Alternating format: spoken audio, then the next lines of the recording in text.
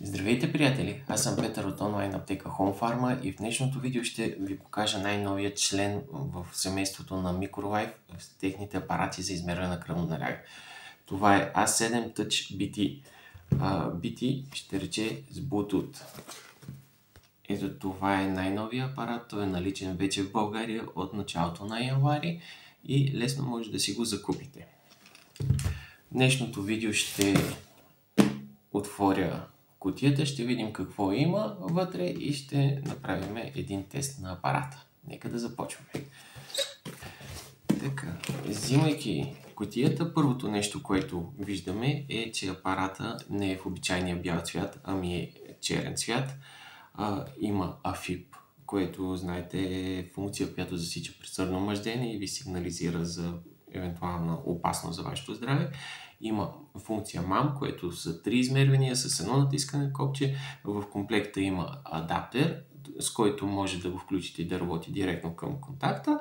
И апарата разполага с Bluetooth, с който можете лесно да го свържете към телефон или към компютър и да прехвърлите данните от измерванията си лесно към някои от устройствата и по този начин да имате много по-лесно проследяване на вашето състояние на кръвното. Какво друго е ново за апарата?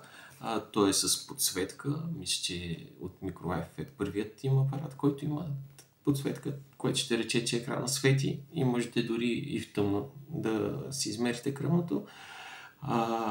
Апаратът е с тъчскрин дисплей, нещо, което е супер иновативно. Мисля, че е първият апарат, който аз лично виждам с тъчскрин дисплей и с големи цифри, които лесно могат да бъдат забелязани дори от хора с по-влошено зрение. Нека да видим какво има вътре в кутията на апарата. Започваме да го отваряме.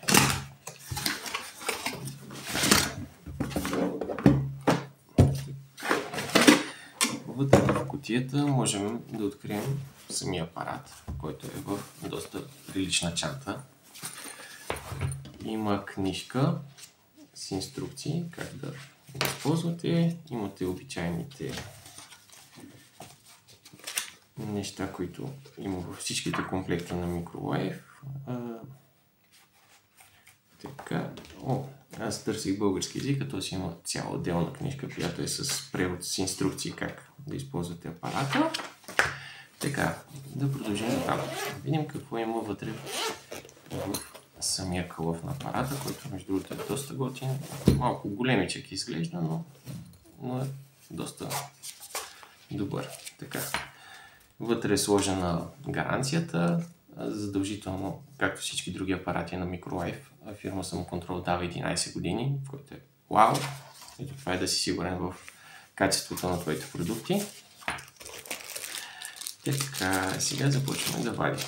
Това е USB кабел, предполагам с него можете да го свържете към компютъра си и по този начин да изтеглите резултатите. Така, имаме някаква кутийка, това най-вероятно е адаптера, точно така. Имаме адаптер, с който можете да свържете апарата да работи директно към контакта и да игнорирате батериите. Което...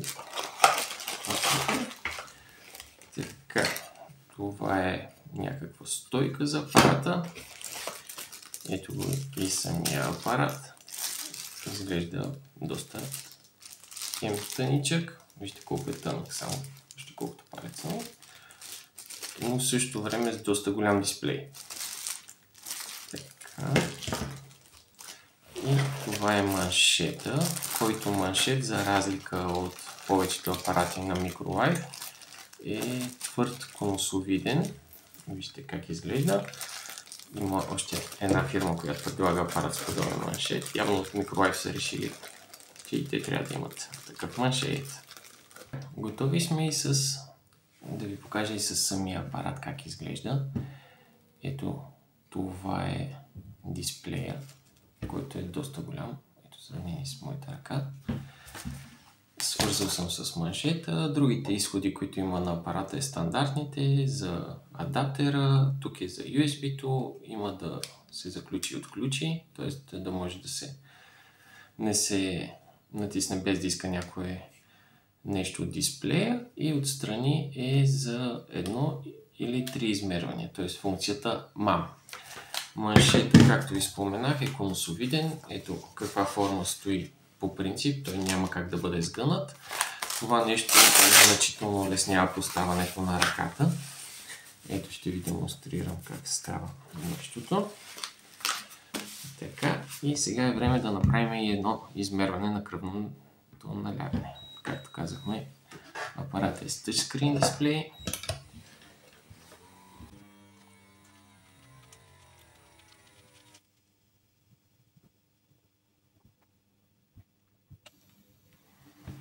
Ето това е измерването 122 на 84 с пулс 94.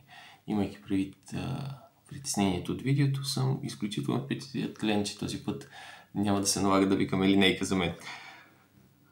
Ето, тук натискаме стоп и можем...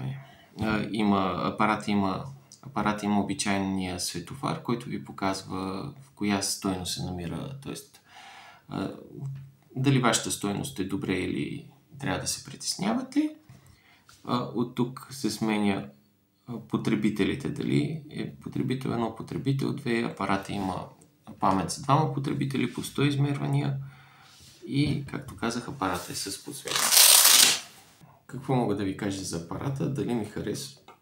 И още как, като последното поколение, което помня телевизорите, които дори нямаха дистанционно, всяко нещо в технологията, което се е въвеждало през годините, винаги изключително много ме е радвало.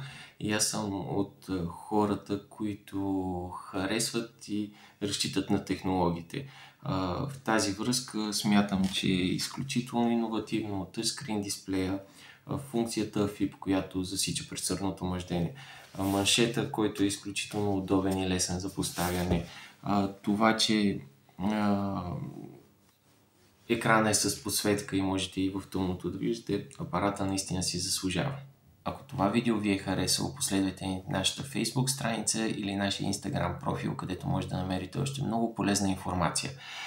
Апарата може лесно да закупите от нашия сайт с безплатна доставка до 24 часа до вашия дом. Благодаря ви!